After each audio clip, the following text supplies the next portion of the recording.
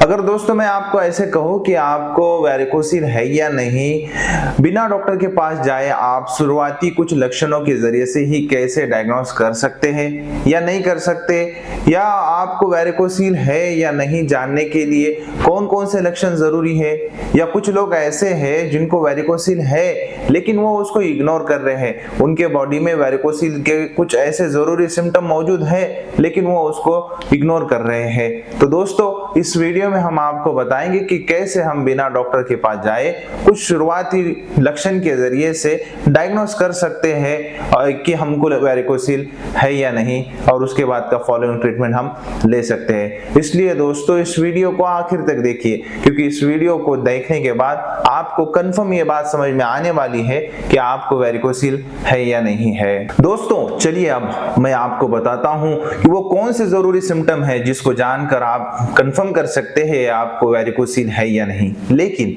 सबसे पहले मैं आपको एक बार बताना चाहता हूं कि वैरिकोसील क्या है, वैरिकोसील का मतलब क्या होता है। तो सुनिए, वैरिकोसील सिंपल सी बात है।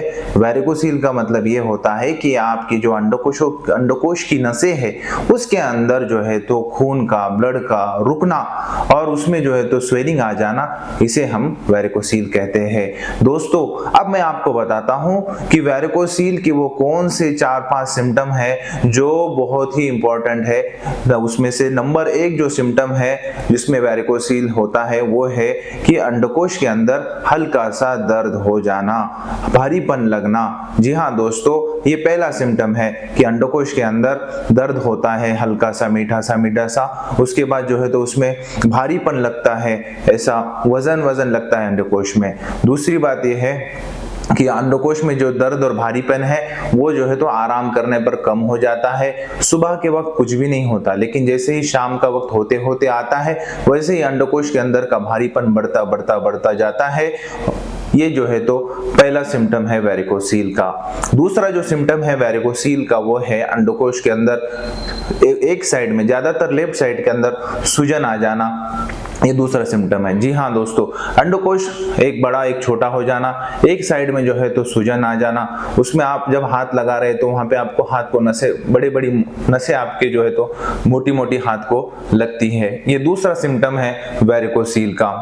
और तीसरा जो सिम्टम है जो कॉमनली बहुत ज्यादा पाया जाता है वैरिकोसील के पेशेंट में वो है बैग ऑफ वर्म, यानी जब अगर आपको वैरिकोसील है तो आपके अंडकोश में आपको ऐसा फील होगा कि कुछ ना कुछ तो ऐसा वहां पर हल्की सी मोशन या हरकत हो रही है। जब आप अंडकोश को हाथ लगाएंगे तो आपको वर्म यानी जो है तो जैसी छोटी हाथ को नसें लगेंगी, आप जब उसको हाथ लगाएंगे तो आपके समझ में आएगा और आपको फील आएगा कि वहां पर अंडकोश में कुछ ना कुछ वर्म के जैसा जो है तो मौजूद है। और जो चौथा सिम्टम है वैरिकोसील का वो है दर्द, जो सुबह में कुछ भी नहीं होता लेकिन जैसे ही शाम का वक्त होते होते आता है तो दर्द बढ़ता जाता है।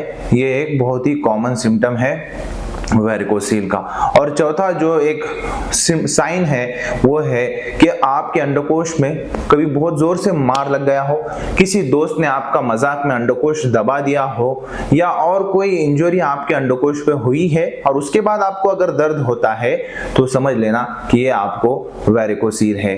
दोस्तों अब वैरिकोसील के लिए क्या ट्रीटमेंट किया जाए, ऑपरेशन किया जाए, क्या दवाई से ही हो सकता है, ये बताने से पहले मैं आपको वैरिकोसील के कुछ इंपॉर्टेंट कॉजेस, कारण बताता हूं।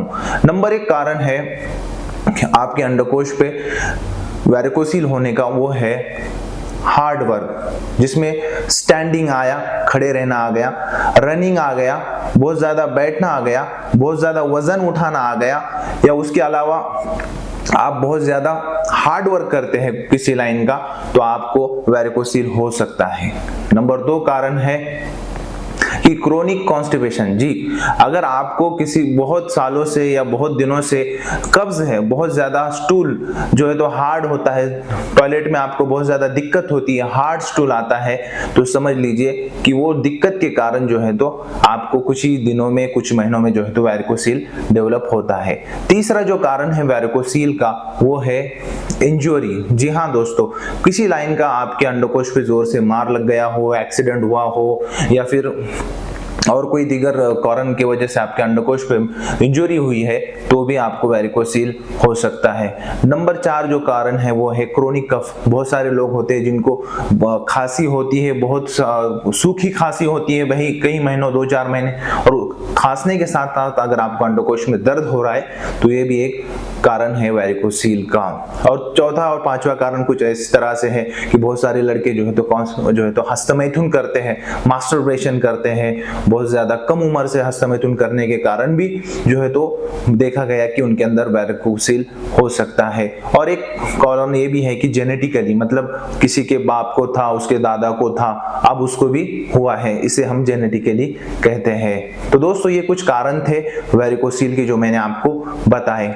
अब मैं आपको दोस्तों एक बहुत जरूरी बात बताना चाहता हूं कि वेरिकोसील कॉमनली स्टैंडिंग, मतलब बहुत ज्यादा खड़े रहने वाले लोगों में ही अक्सरियत पाया जाता है, जैसे वॉचमैन, पुलिसमैन, आर्मी मैन, कोई कॉर्पोरेशन में बहुत ज्यादा वर्क करता है खड़े रहकर, कोई टू व्हीलर बाइक बहुत चलाता है, उसके अंदर भी वेरिकोसील बहुत ज्यादा पाया जाता है, बार्बर होता है, या फिर इसके अलावा हर वो काम जिसमें स्टैंडिंग बहुत ज्यादा होती है, वेट लिफ्टिंग, वजन उठाना बहुत ज्यादा होता है, उसमें ज्यादातर वेरिकोसील होता है।